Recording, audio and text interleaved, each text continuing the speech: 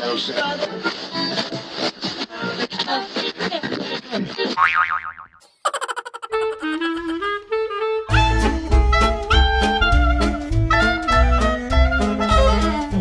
to Voiceprint with Trevor Devall and Guests.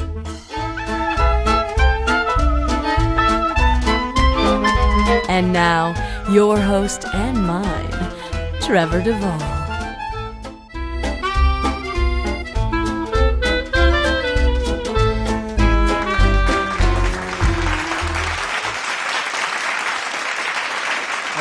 My goodness, there is nothing quite like the sound of a live studio audience. Oh my goodness. She's a lovely girl. Isn't she just? Wow. Isn't she just something? Gracious. She really is something. She sounds so sultry. Yeah. That's France. You do very, very well here. France Paris, as our Anglophone friends like to call her. France, a good friend of ours, and she is she's been doing the intro to Voiceprint ever since the show's inception. So thanks, you friends. You sounded pretty good. This is Voiceprint with Trevor Devall and Guests. I am Trevor Devall, and this is episode 6 already. Episode 6 already. Wow. Yeah, and this was actually supposed to be... Congratulations. Thank you. Thank you so much. This was supposed to be the final episode.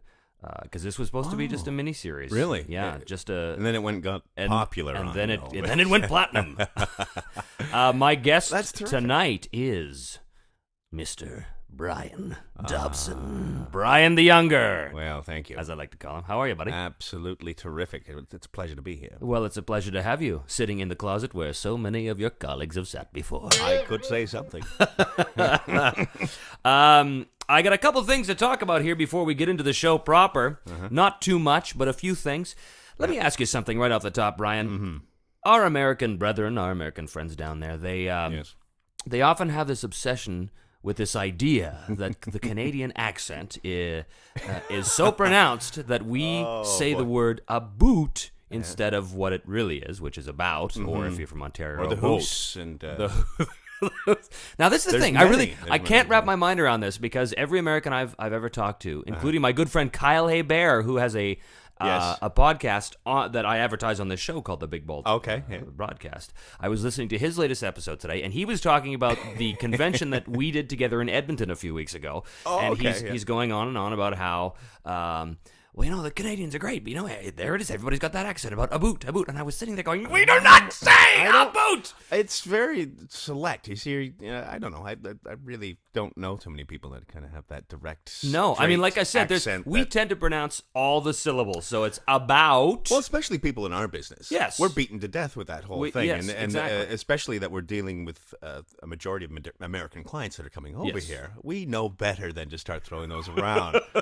Truly, but I just want to say for the record here, what we say when we say about is not something you put on your feet. It's something maybe you sail on the waves with, a boat. Totally, because if you're from Ontario somewhere, it's totally, it's about 2-4. I got about 8 beer left.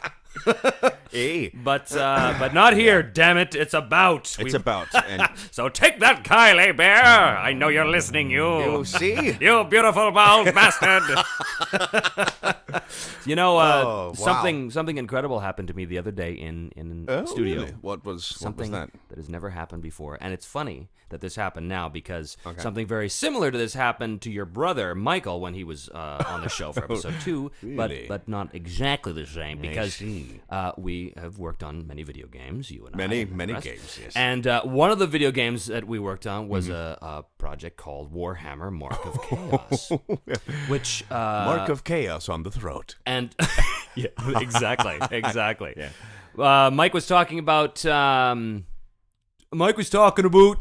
I'm going to be totally subconscious about it. Mike was talking about... You might as well just go there. When he was at... not a convention, but well, maybe I guess it was a convention, and they were releasing the game or something. Okay, and he went up to it and he said, "I'm in that," and they said, "No, you're not. No, you're not in." They didn't believe it, and he never got his hands on this game. He never got a chance to actually see the game because, of course, we never get that swag. They never actually give us copies of the game. No, it's very rare. Although I did. get a copy of that one. And me too. Last week, walking out of the studio, and they put That's it a bit in of delay. a bit of a delay, like a year after everybody's beaten it. I'm going, "Oh, this game's so cool! This game that everybody else beats." So at Airwaves, they gave At you... Airwaves, Derek himself, one of the big production coordinator dudes there, he put a copy in my hand. It's shocking when that happens. You're like, Something. am I supposed to give this to someone? Is this oh, it's for me. Oh, it's for me. No, that game was murder. Yeah, Mark of Chaos on the Throat. If you listen carefully to the Skaven in that game, the rat people who sound like this, I remember. you can actually hear the bits of flesh and blood coming up from my throat, coming and from your hitting mouth. the microphone. Is that not one of the most tolling projects? And it's inhuman what they make you do, because I was playing some orcs on that. And, Yes, and you did a fantastic Marine job. That was incredible, by the way. Thank you very much. Thank you. But it was something. And then I remember actually doing that show and then having to go, and we'd had Fantastic Four recordings happening there afterwards. And that was no... Well, you walk would have in the park either, as no far kidding. as no, because it's both those. and but two episodes, and we get ahead of ourselves because I do want to talk about the Fantastic Four, among many other things. Let us return. Let us return to my favorite part of the show: the history of Brian Dobson. Wow. And now, Voiceprint with Trevor Devall and Guests presents In Memoriam, a history of our guests' long and faithful service to the cause of voice acting. Inspirational music to get us started. I'm there. IMDb is the source that I tend to go to, and I'm not sure why, because they keep getting things wrong. They do. But I'm not going to harp on this. I harp on okay. this All right. every single episode of the show. I harp on how IMDb always gets it wrong. They always get it wrong. And then they apparently hear about this, and they go and they change it, and they get it right. So thank you. Somebody does, and so a big shout out to all you guys at IMDb. So I'm going to continue with IMDb because you guys are you're so diligent. You're on a roll. You've got pages and pages in front of me of your career here. Well. Yeah. I'm looking at the first one, the French version of the Fantastic Four. Les Quatre Fantastiques. Exactly. We had to, of course, salute our Quebecois. Our Quebecois friends and our French friends abroad. And exactly. You, of course, play Ben Grimm. I do. The Thing. The Thing. And you were talking about having to do him after... that video game that we After did. that Warhammer game that we did. So what was the voice of the orcs you had to do in the morning, and then the voice of the Thing in the afternoon? Of course, with the orcs, it's that gutturally, throat-tearing... You know, it's all down here, right? So it's like really belting it out all the time. And you gotta get low. And this is like low volume compared to what you do when you're actually in the game, as you're very well you're well aware of. Oh, I am sure. And so you're sometimes screaming in this voice across 3 football fields. It tends to ruin one's throat. And It's crazy. It's crazy. It's fun. I mean... See, I'm Already? I'm getting it now. that we call that texture. That's in a the wrap, business. folks. Yeah, So but you- it's just it's really tolling on the throat, and it's just I was shocked when I had that booking, and I knew it was coming. I knew it was coming that day, and then we started the day early with recording. I think it was 6 hours of Warhammer.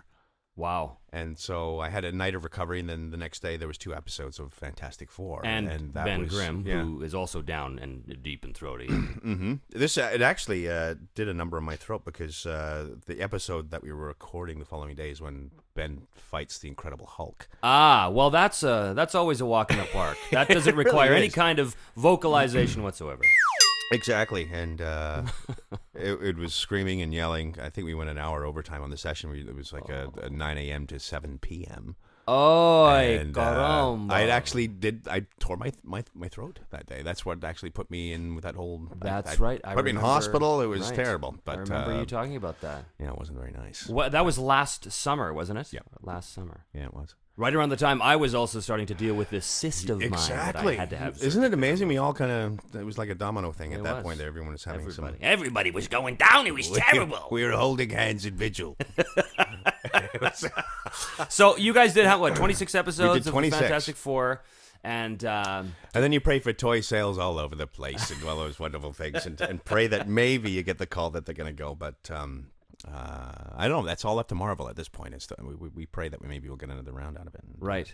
So, and was there any tie-in with the movie or tie-in with the sequel or anything They like that? really want to tie the rhythm of those the episodics that are happening in the theaters, because you'll notice they'll have one out and then boom, the series seems to follow every time with a cartoon, and that is and then the they way. wait for the toy sales and see how they do it. So you kind of wait for that whole process to go through, and now we're all just kind of sitting on that maybe if we're going to go for another round or not. We hope so. It was a fun show to work on. Yeah, I only did one episode of that with you guys. Yes, I know, but it was a lot of fun. But there's many of you guys that we all Lots kind of of work guest with each stars. other, and they left a lot of loose ends. So, not so much my guy. He remember he got turned into the old man at the end. Yes, I know.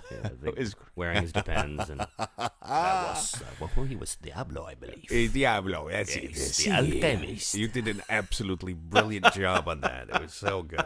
That was fun. That was fun. Yes. Puka. Oh! You guys just finished your second season, is that right? This very day. This very day, This today. morning, today, we finished the last 3 episodes recording, and we're all very sad. Farewell.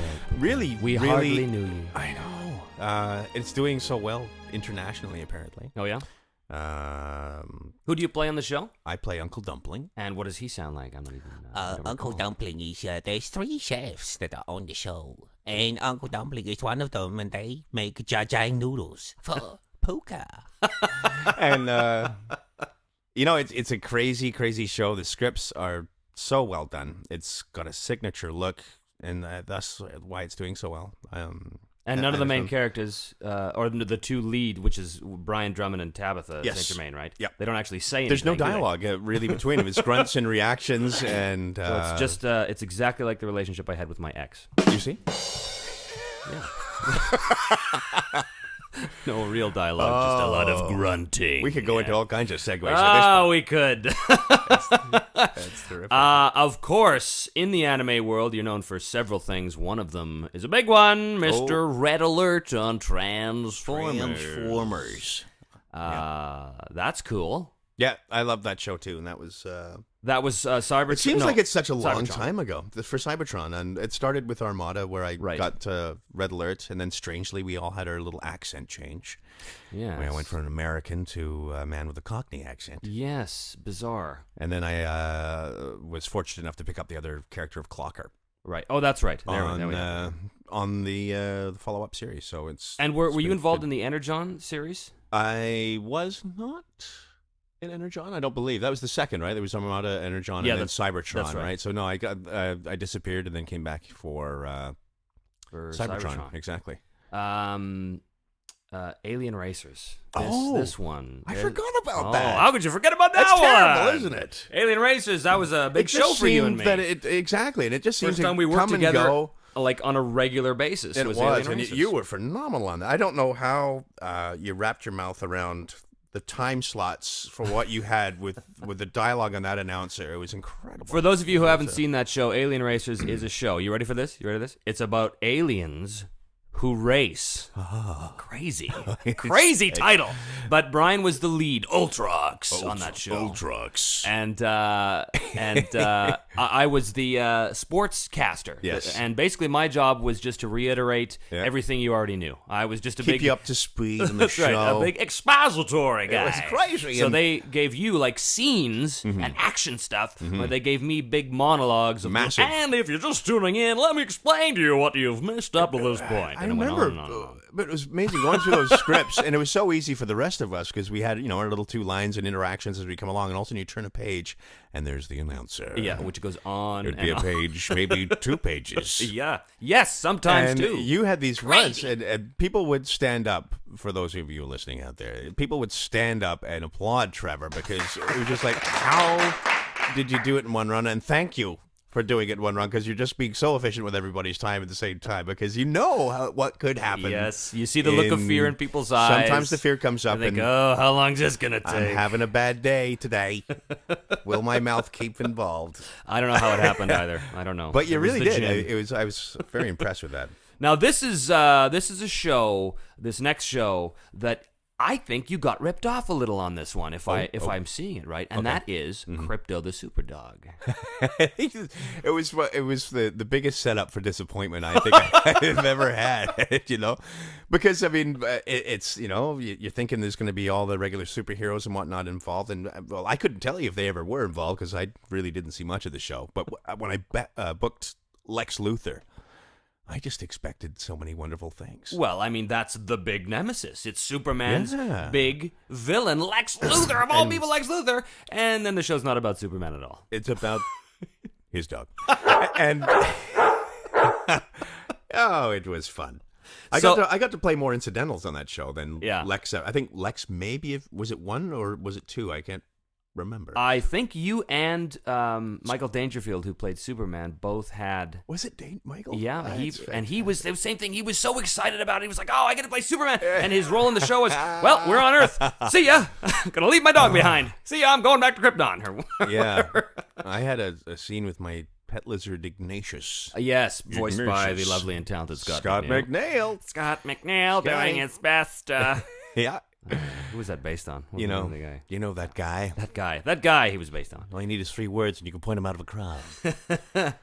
This is a huge one. Ooh. Not necessarily for anime fans, but for guys my age who grew up with this. This is a big thing. Right away, I know where you're going. Of course you do, because I'm talking, of course, about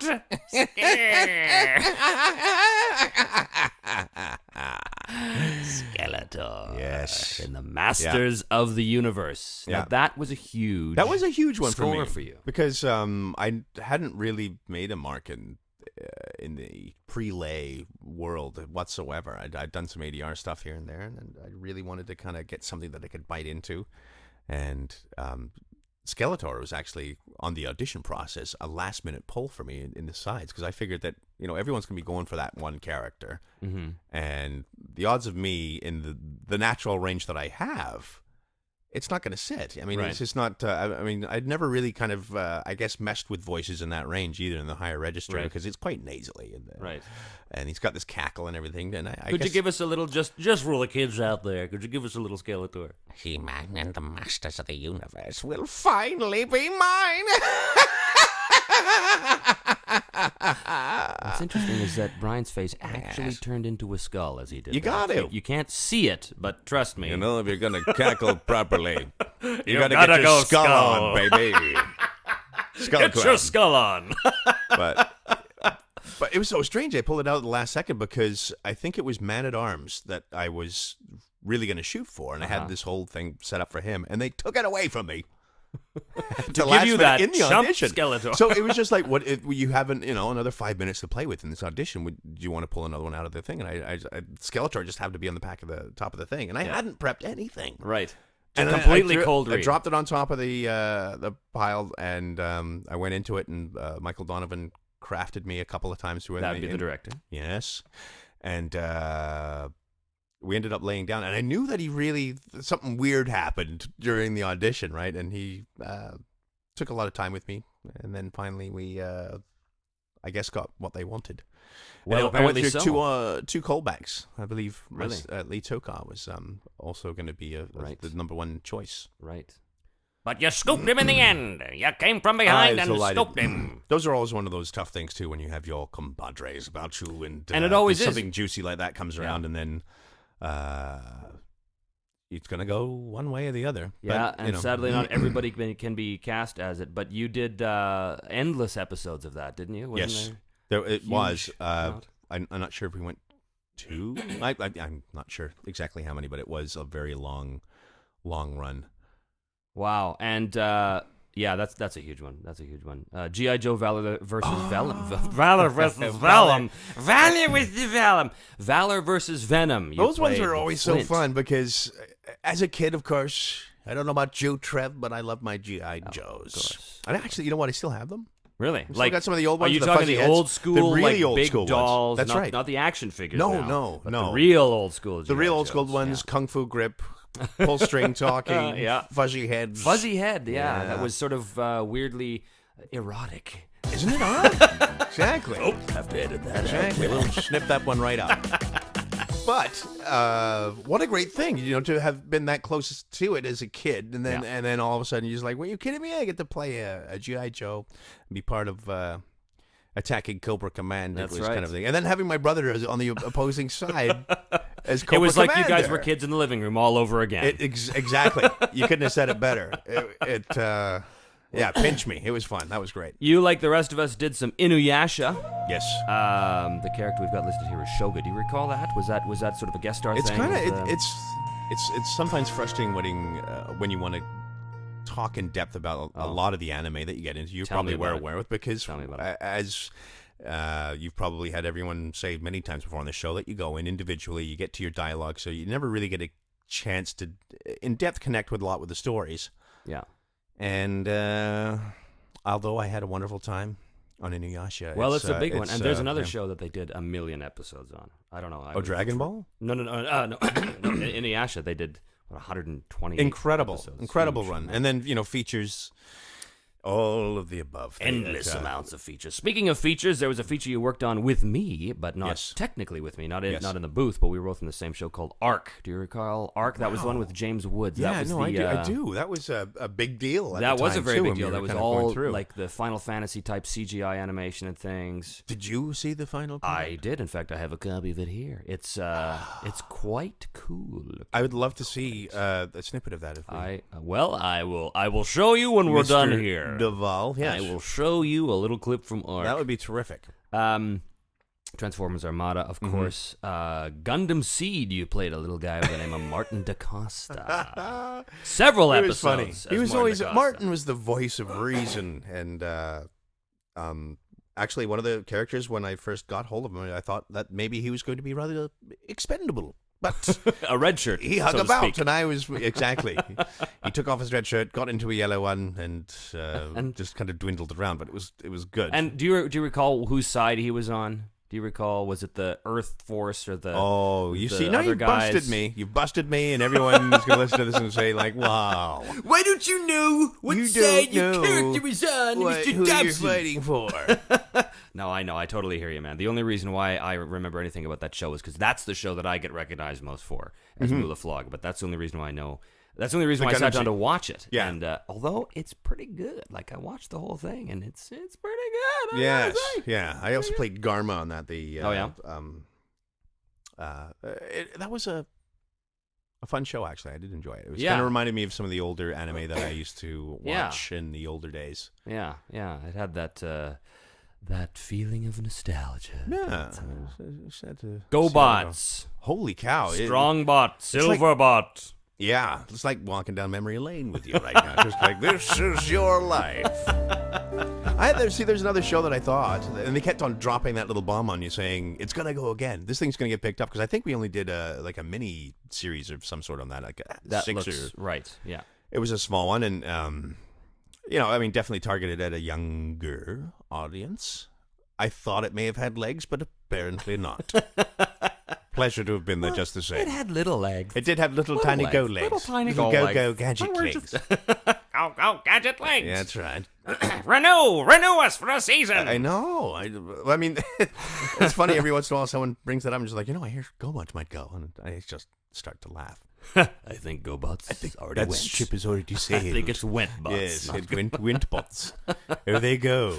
Mega Man, NT Warrior. Oh, see, another really fun show. Absolutely. What happened to Can you tell me what's going on? I 'Cause you're on don't there. know the details, but I'll tell you something, kids out there in internet land. If anybody actually knows what happened to Mega Man and the difference between Mega Man and NT Warrior and all this stuff, do let me know, because I get asked that question all You the tell time. us. You tell us. You write into the show at voiceprint@trevordevall.com and tell me if you know what happened to Mega Man NT Warrior, because I've heard a number of things that the shows sort of, they merged. There was 2 different series that got merged or something like I've that. heard word stories myself, but again, there's another one of these shows where I thought that maybe this is going to be an expendable character, and Searchman got a chance to survive. And he was kind of fun. He was that cool, calm cat that always had the right Do you thing remember to what say. he sounded like? I know that's a while ago. Searchman, he was kind of down in here all the time.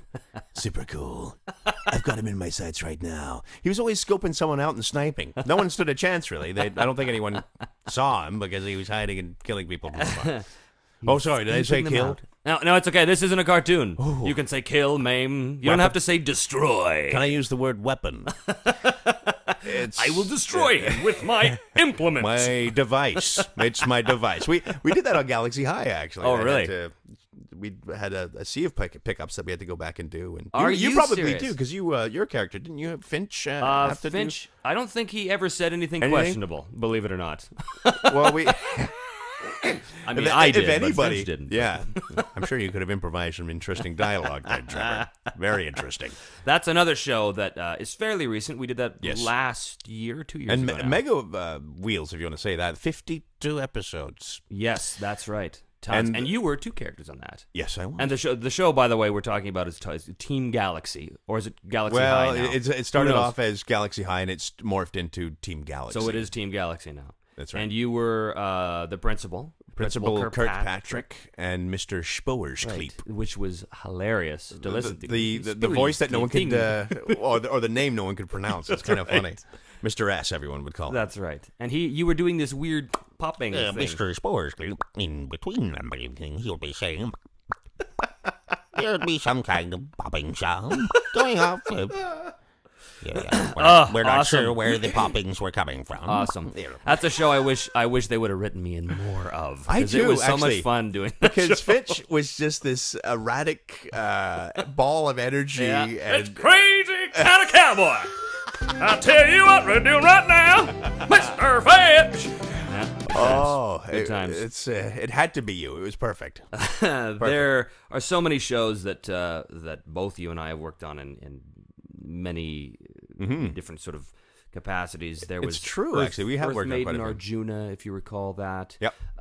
Project Arms. Project Arms. Project And the beloved Robert Bakewell. Yes. Directing. Good Some Robbie of you may Bakewell. recognize from his convention appearances and late night pajama parties. This is true. Rob Bakewell does do the circuit, at least in Canada. I'm not sure if he's gone out of the States quite yet. I'm not sure if he's still traveling and doing any We touring or should not, but find I would out. like very much to organize a core of us to go out and make sure Rob's on board, because he's a good time to have. Yes, he is. Rob, of course, for those of you who don't know, Rob Bakewell is a anime director here in town, and he was the guy that directed Project Arms as well as Many other countless, great anime. countless ones. Escaflowne, the movie. Yes, and that's another one everyone catches you for. And Yes, that was a big conventions one. and what to. Yeah. But that was a pleasure to work on. I- I very much enjoy myself on that show. Yeah, that was a great one. That was same with me. I get asked about that all the time, and it's funny. I think I had maybe 3 lines in that whole movie as the I can't character. remember how much dialogue I did have, but regardless, it was Well, kind if of fun to be a part of. you can't remember how much dialogue you had, let me jog your memory. Is that you, Lord Vaughn? Are you Lord Vaughn of Adam? Why are you involved in a human battle?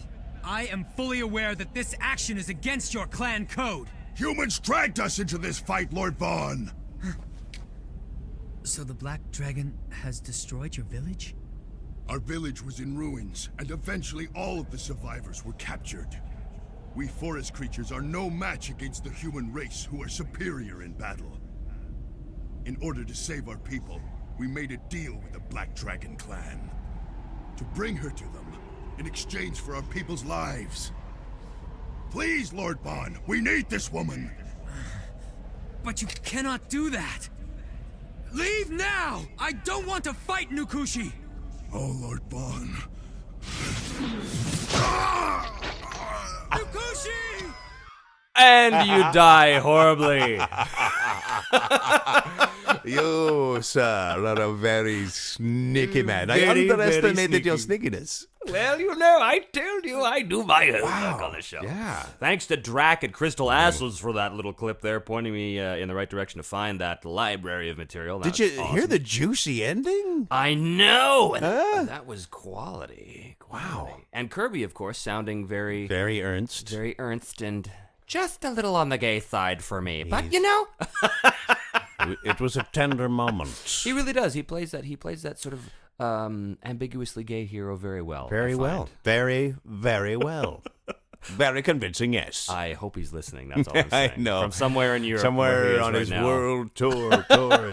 So Nakushi, he was some sort of animal type thing? Yeah, he was a leader of this pack of animals, if you want to call them that. But if you want to call them that. Yeah, that was fun. I remember when they first showed me the scenes that we were going to be working on, too, because I've heard of this film, and then finally we got through the old audition process and the whole thing, and then they showed it to me, and my gosh, that is impressive. I thought I really loved it, and they're really dark. It was just so dark. Yes. And, did you see it in the theater on the silver screen? No, and I went very over to disappointed that I Tinseltown missed that. to check it out, and it was the premiere premiere night. Yeah. That's right. Wasn't I?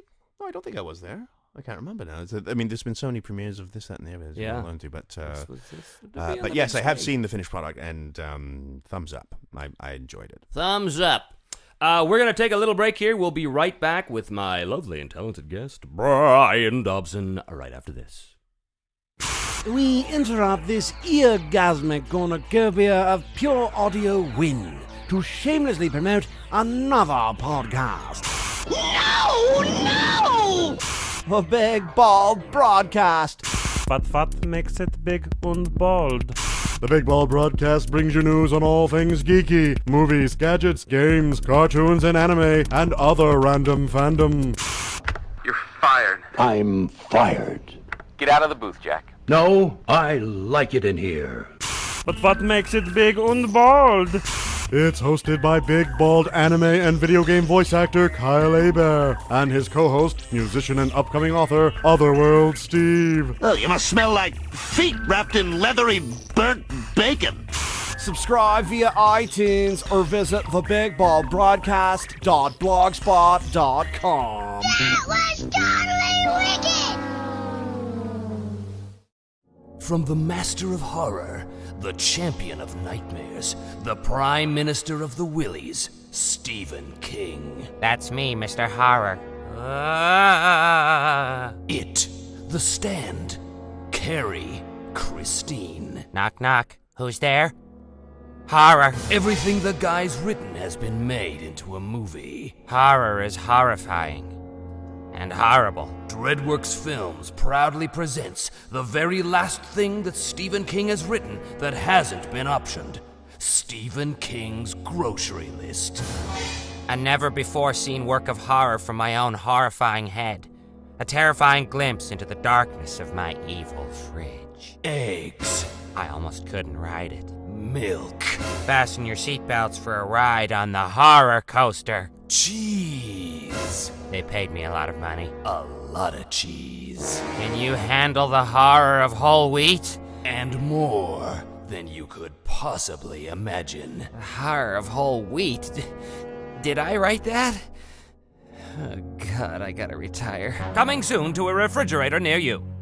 You're listening to Voiceprint with Trevor Devall and Guests. My guest today is Brian Dobson, and can I say I, in fact, do the worst Stephen King impersonation ever. I was all over it, baby. You nailed it. You're in the pocket.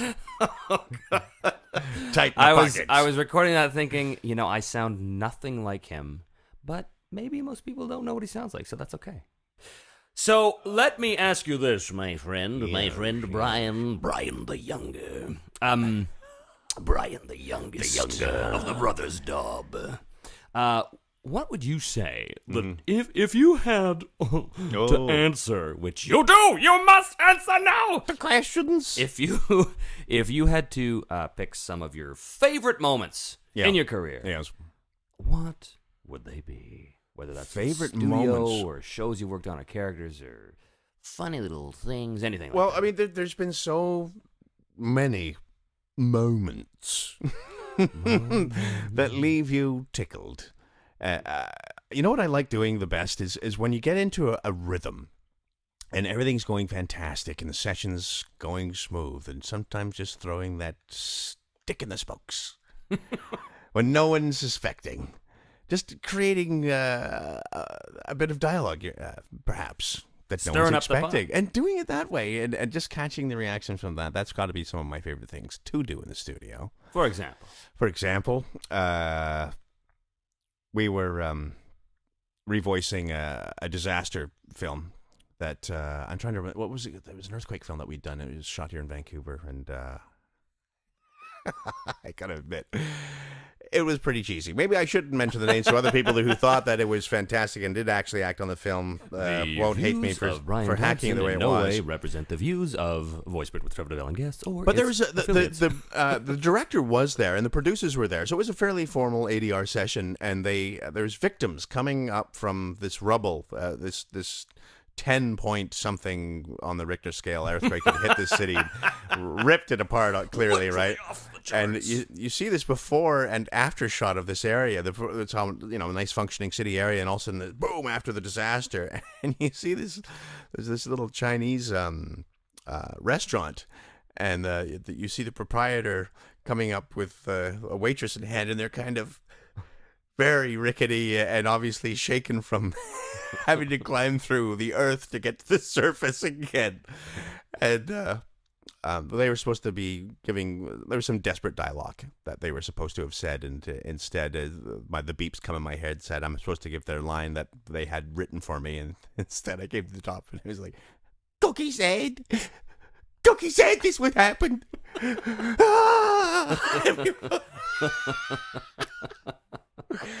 And so here we are with the producer, the directors behind there, and at first there's the silence, and everyone's kind of looking back, at the director to see what it is, and he just stood up and started burst out laughing at the whole thing. So it took light all of a sudden very quickly, but I was told it was a fairly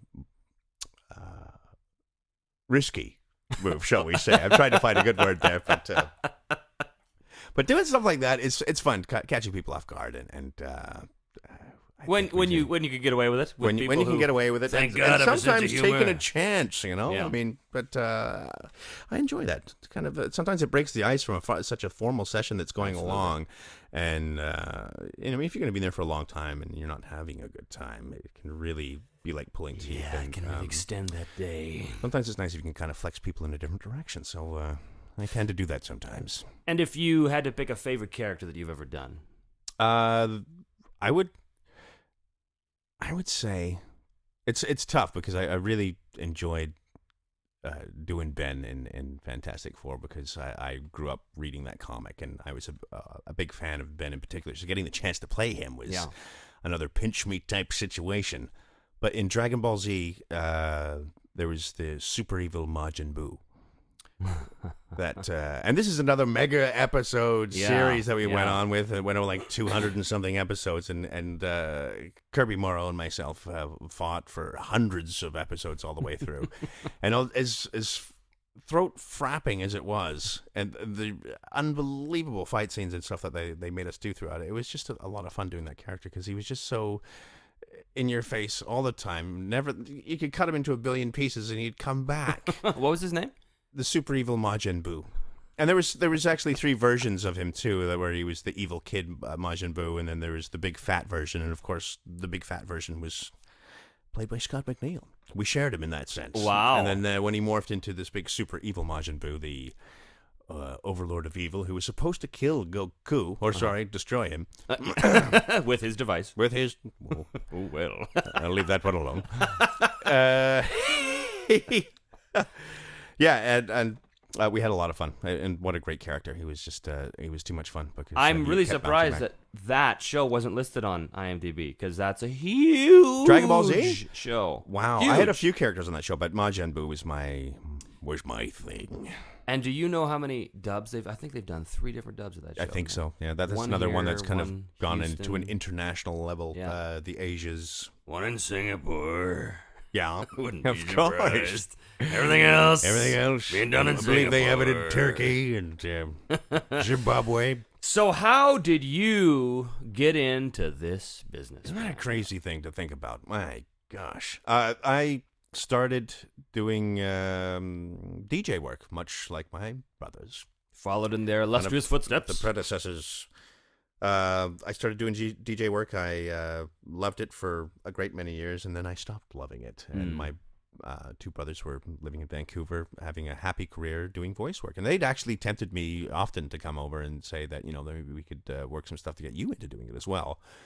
But I was well anchored and doing well what I was doing, and I enjoyed DJing. And this was on Vancouver Island? It was. And it just came to a point that I really needed something fresh. I was also playing a lot of music and playing with some different bands and whatnot, and I knew that exposure in that would be much better in Vancouver, which I came over and got involved with Feldman Agency and was playing some gigs and stuff.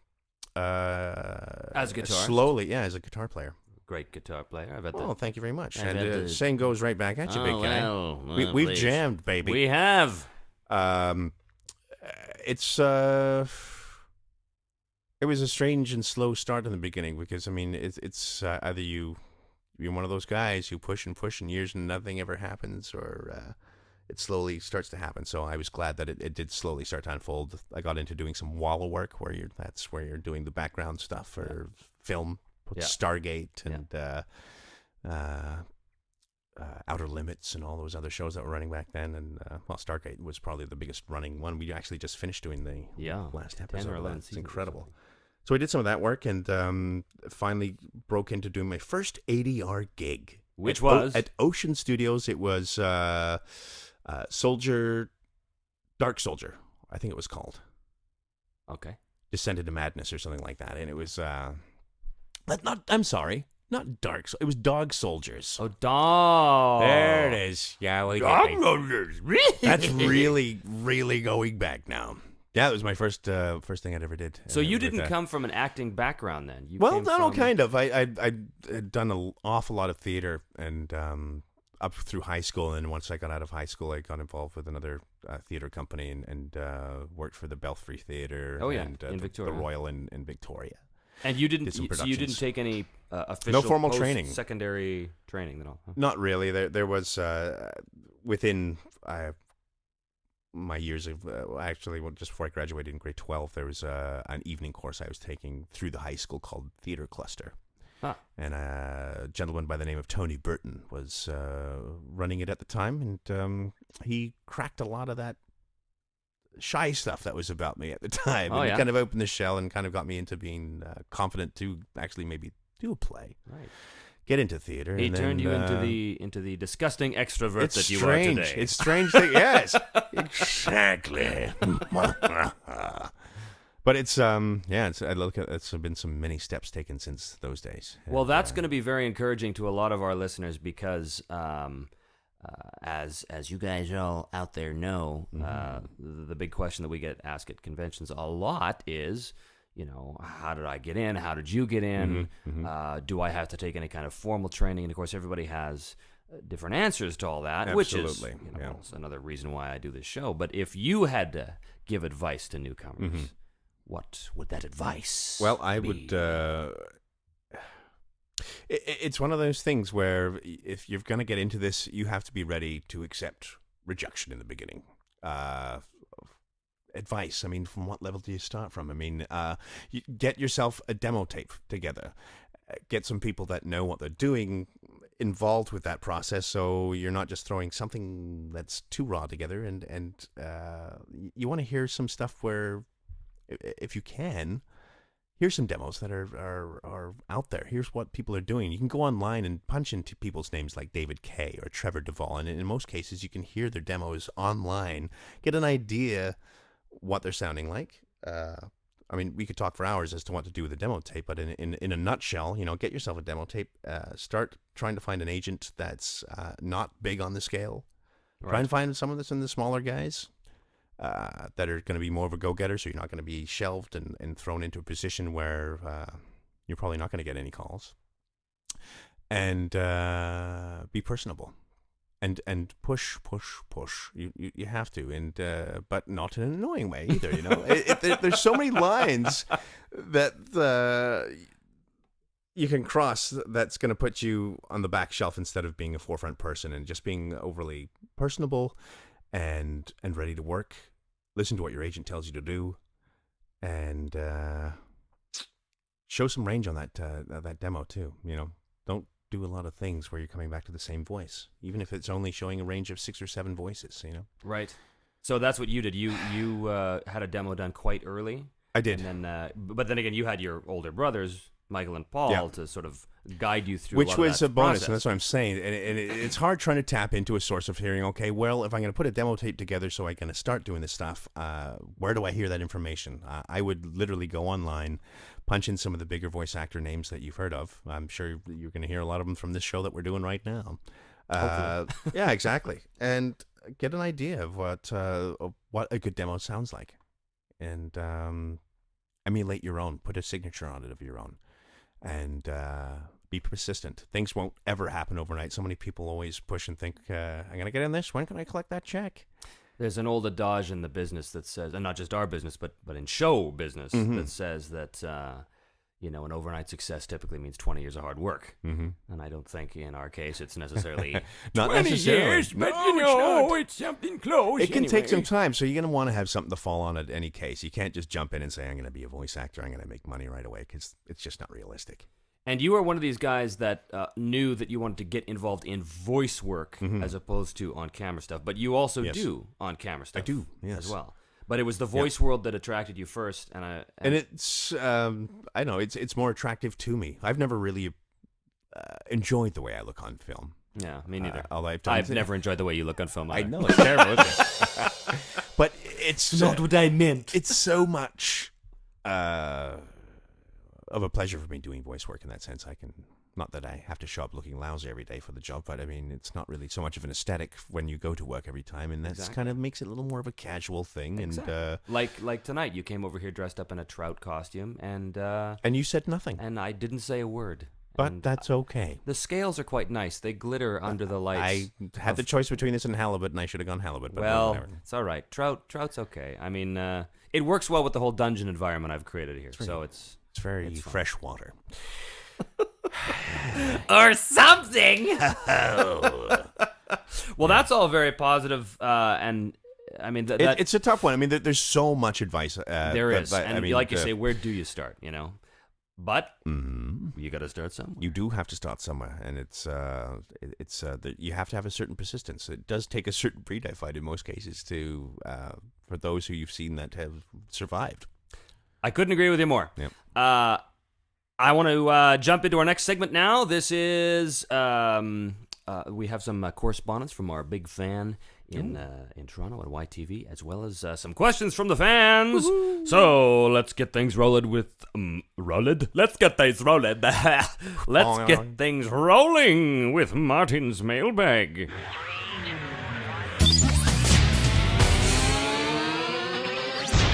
Martin's mailbag. It's the sheep that sells it. I was unprepared. I was unprepared for the accent. Well, you know, when you just have a bunch of sound effects in your little sound bank there, and you think, this might be funny for no real good reason, but I'm going to put that in. More sheep. Needs more sheep. More cowbell. Yeah. More cowbell. So Martin has a whole lot of stuff to tell us this week. First of all, he says, in terms of YTV shows, Brian is Ben Grimm on the Fantastic Four, of course, and Principal Kirkpatrick on Team Galaxy. Brian is also Red Alert on Transformers, Cybertron, and all three of these series will be in YTV's upcoming fall schedule. Check. Which is pretty cool. He and also... Clocker. And Clocker, yes. And he also sends a bunch of photos that we all had done at Anime North in 2005. Oh, boy. With Paula from Vortex, have if you I seen recall. these? You haven't, but you're about to. I like when it. I whip them out. You're about to. All right. So I'm going to try and get those pictures put up on the site as well. Paula. Yeah, you remember Paula? Of course I do. God, I wonder how she she's was so doing. Gorgeous. She was so cute. She's high energy. Fantastic gal. He's also Martin's also compiled some of your voice credits from Anime News Network and Wikipedia and Crystal Acids. And a very fun hello to Martin. I haven't talked to him in a long time. He's a great guy. Well, you can be guaranteed he's listening to this show smashing. right now. He's a smashing fellow. Well, not right now, actually, because we're not live. But he will be listening to the show very soon, Jolly in a good. few short hours. So, yes, of course, He-Man and the Masters of the Universe, Buzz Off, Web Store, King Hiss, Squeeze, and Skeletor. Multiple characters. What a wonderful, wonderful show it was to No work. kidding. What a wonderful way to pay the mortgage. Exactly.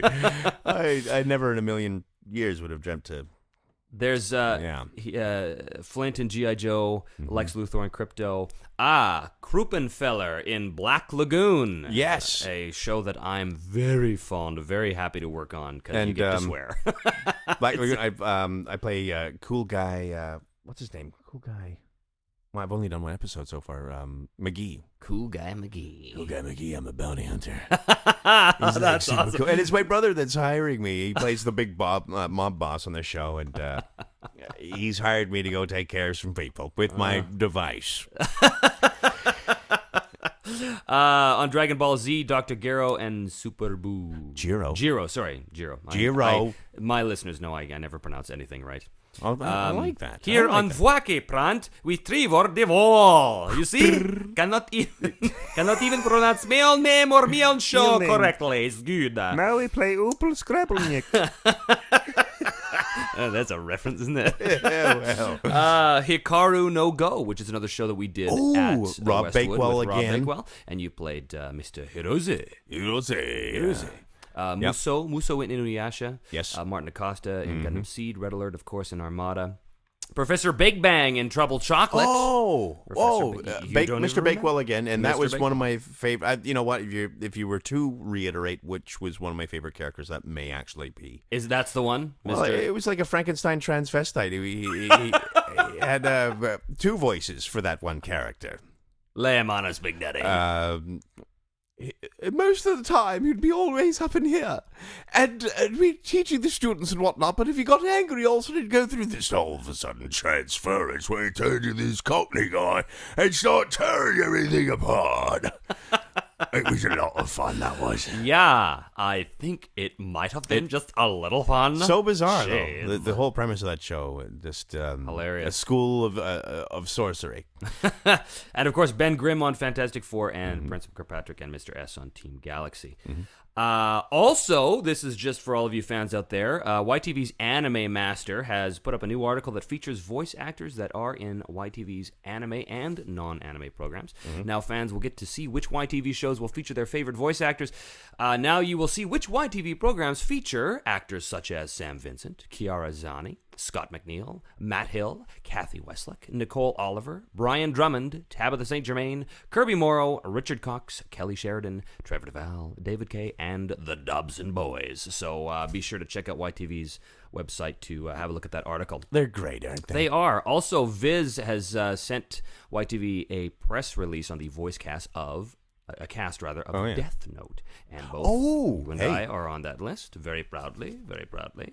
That's going to be a huge show. It is. It's a big fan favorite right now. Big fan It's looking pretty darn cool. Yeah.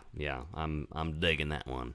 The Inuyasha episodes on Mondays to Thursdays at 10 p.m. feature the Band of Seven. Mukotsu, which I played, was apparently already killed by Sesshomaru on Tuesday's telecast, so I missed that one. I'm so sorry. So Ginkotsu, Jakotsu, Renkotsu, Suikotsu, and Bankotsu remain at the 10 p.m. episodes to be picked off one by one by the heroes of Inuyasha. Wow. Yes. That's a mouthful. It is a mouthful. And with that mouthful, I want to get on to a much better mouthful. A mouthful of questions from our beloved fans. First of all, from Jonathan, he says, hey, Trevor and Brian, I love both of you. You guys are two of the best voice actors I know of. I love Voiceprint and hope for more to come. Well, thank you, John. That's awesome. Yes, thank you, Jonathan. This is my question for Brian, he writes. My brother and I have ambitions to go into voice acting. What is it like to have your brothers, Paul and Michael, be doing the same kind of work you do? Is it fun when you work with one or both of them on a project? What an excellent question. Indeed. It's absolutely fantastic. And it's not often we get a chance to be placed on the show together. A lot of time clients will analyze everyone's talents, and what it would sometimes lead to is us having one of us on a show instead of maybe two, or maybe the three of us. But it's sometimes they just they don't want to have three in one show, and they think that maybe we're going to sound similar or whatever the case may be. Which is we actually ridiculous. we're all quite diverse in our own range, and it's if anyone does their homework, they would see that. But it's so much fun, and if if we don't get a chance, we're just stoked to get one of us on there. It's kind of nice to see one of the bros doing well if you're not on there yourself. So the spirit of brotherly what love. A great thing. Yeah, no, it's an absolute pleasure to work together, and there's a few shows of which we do. But Michael and myself, actually, we're just finished up our last episodes for good today. So. That's right. Yeah. Our next question is from Evan. Hello, Trevor. My name is Evan. I'm a really big anime fan, and I've listened to all of your podcasts. I have 2 questions for both of you. Is there a certain voice actor that you enjoy working with a lot? And for Brian, do you argue a lot with your brothers? Well, to answer the first one, of certain voice actor that I enjoy working a lot. That's tough. Everybody's so much fun. I mean, we've had awesome times in the booth together. We have. Brian. There's been a lot of laughs. Sam is always lots of fun Sam's to work great, with. Yeah. Everybody, Scott, David. I mean, everybody. Everybody's got their Tabitha, Gary. I mean, they all. So it's really hard. It's a tough call to narrow one out for sure. Do you, in fact, argue a lot with your brothers? I wonder if that question means, in the booth or, when you're in general. In general, I think if anything, it would be in life. Sure, we have our sibling rivalry moments here and there, but we get along. We're all really, really tight. The whole family's tight. We certainly never argue in the workplace. That would be uncool and unprofessional. That would be very unprofessional. You guys are too professional for that. It would be. But like anyone else, to a certain small extent, we have disagreements here and there. But it's very rare. We're all kind of on the same page that way. Well, you're all big boys. We love life. It's wonderful. From Melissa, she says, "Hey Trevor, I just first want to ask, did Kelly, that'd be Kelly Sheridan, my last guest, like my picture of Sango?" And yes, she did, Mel. Thank you for sending that. We sat on my computer and looked at the picture together. Oh yeah, fan art. Fan art comes to Voiceprint. Well, that's great. You send it in, you sit down, you admire it together. That's right. Give it a thumbs up later. It's all good. Melissa says, "Brian," and then gives you a hug. I can't believe I didn't see you at Anime North this year. There were no Vancouver voice actors this year. Is that true? That is true. And I really missed you. And yes, Trevor, I've met Brian many times before. Anyway, my question is... I know her, yes. What is your favorite song that you think would best fit to be called the theme song of Brian? Wow. and that's addressed to me, too. I got to tell you, Melissa always asks the best questions ever. That is the best question... Ever. It really is. If you had to pick a favorite song, that would be Brian Dobson's theme song. Oh boy, let me think about that one. The best song that would best suit me. Well, it's I guess Pink Floyd's "Comfortably Numb" wouldn't really come. No, it'd be accurate. Yes, it's very accurate. I don't know if it's entirely appropriate, but it's accurate. It is accurate.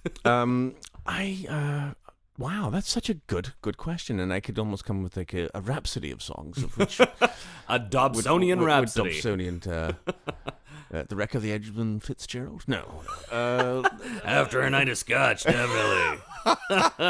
For me, it would be the Barney Miller theme.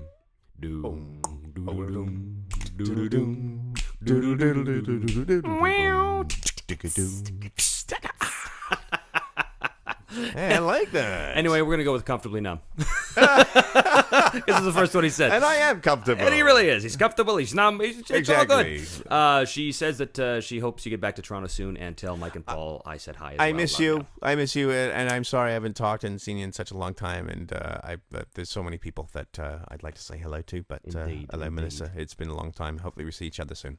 And from Daniela, she says, "Hi, Brian and Trevor." Hey, Daniela. She also asks awesome questions like this one. What do you really geek out on? I mean, get really nerdy over. That's easy for me. Oh, yeah? I love comic stuff, and I love... well, you've seen my place, haven't you? There's statues of stuff all over the place. I got statues of Ben Grimm and robots and monsters and things and all kinds of stuff that I just geek right out on that stuff. I love memorabilia in general. between that and guitars, it's kind of a tough one. I geek right out when it comes to music, and I geek right out when it comes to memorabilia stuff. You know, I love it. I have a little home studio myself at home, and that's where I get to keep all my things. My strange oddities. I hear you. I used to have a lot of that too, but I had to get rid of it because I just didn't have enough rooms in the house. That's my problem too. My storage lockers is filled, and for some reason I keep getting the stuff in. You know what it's like when you get your first action figure of yourself, of one of the characters you do. Oh, it's just yeah. like, and then you put a start special piling light stuff on in. it. Yeah, the first like one. Before you know it, you got like tons of them all around. Just like, right. that's me, that's me, that's me, and that's me. This is silly. I'm putting it away. Yeah. For me, it's video games. I'm an addict for certain video games, and one I'm big on right now. I have to be careful with that. It's Neverwinter Nights, which is this like D&D online thing, and I swear to God, I'm totally hooked. You're in deeper than ever. Deeper than you can imagine. I have to be careful with video games. I will. Oh yeah, it's easy. It's easy to get sucked into the void. But the thing is, there's so many hours required for so many of these. Oh, yeah. And when you read the reviews and they say things like, "Well, you know, it's pretty good. I mean, it gives you, a good 60 hours." I'm thinking 60 hours. Oh my! Who has time for that? Exactly. So I'm at a state now. If I want to enjoy video games, I got to be in. I got to be out. Yeah, and, exactly. So it's Pong and it's Tetris. Oh, Pong and Tetris. You nailed that one. Our last question today, dear Trevor and Brian, I was wondering if you did anything special to keep your voices in shape. Is there anything you guys do on a regular basis to keep your vocal cords energized and supple? I mean, I've followed you guys around. I've gone through your garbage. I've even bought your used underwear on eBay, and I'm still no closer to where an they answer. went. Can you help a friend out with some advice? Signed, some improv guy in Calgary. Well, there's Monte Cristo. There's Cohiba. There's these are some fine cigars you can invest in. I like the lung brush myself. The lung brush is a beautiful implement. You just stick it right down there and clear out all the gunk. It's funny. Actually, no, yes, there's many things you could do, and which I do practice of keeping my voice in tune. And especially since the Warhammer incident of last year. Well, year. exactly. And you're probably aware of your thresholds and whatnot with the throat. And it's not that I do a daily elixir of any kind. But if I feel that my voice hasn't got the stamina which it usually would, and I can feel exactly how I am every day when I wake up and get out of bed as to whether it's a good or going to be something that I got to help along with my voice, and just a good herbal tea with honey is fine. There's also what are those lozenges called again? Slippery elms. Oh yes, that's right. That for some reason really works well because it's when you suck on them, it gives like a very thick coating to your throat. It's not quite like having a glass of milk or anything, but it really does give a bit of protection on there. And if you're going to do something shouty like Warhammer, that's right. You want to make sure that if you're going to do something shouty, you want to make sure you're sucking on something that gives a nice thick coating of something at the back of your throat. Back of your throat. And on that note, that was his final broadcast. That was just for you, Mark. By the way, the improv guy in Calgary was Mark from the 404s, incidentally. Oh, Mark! Yeah, that's right. Holy cow, how you doing? I still got the T-shirt. You know, I'm wearing it, baby. Yes, he's a very funny man. That brings us to the end of the show. I want to thank, first of all, Martin, for all of your information. Keep it coming on the mailbag, dude. And for everybody who... he's invaluable, isn't he? He is completely invaluable. And all of our fans, the guys who wrote in questions today, Mark, John, Evan, Melissa, Daniela. Thank you, everybody. Yes, thank you so much. Great also, questions, Trevor. Oh, they're fantastic, aren't they? You got some cool folks. And if you guys want to keep posting on the website, too, I love that. If you have any questions for me, you can drop me a line at fans@trevordeval.com. Also, if you want to talk to our guest for the next show, who is Mr. Brad Swale, by all means, if you have any questions for him, send them along to voiceprint@trevordeval.com. Brian Dobson, Brian the Younger, it has been my pleasure. Thank you so much for joining me here today. It's just been a pleasure, and anytime. Thank you so much. Thank you. And thanks everybody, for watching and kind of grooving what we do. It's very cool. Without you guys, we wouldn't have jobs. Yeah, no kidding. So thanks again. Keep listening. Thumbs up. This has been Voiceprint with Trevor Devall and Guests. I am your intrepid host, Trevor Devall, and I will see you next time with Mr. Brad Swale. Take care and peace out, dude.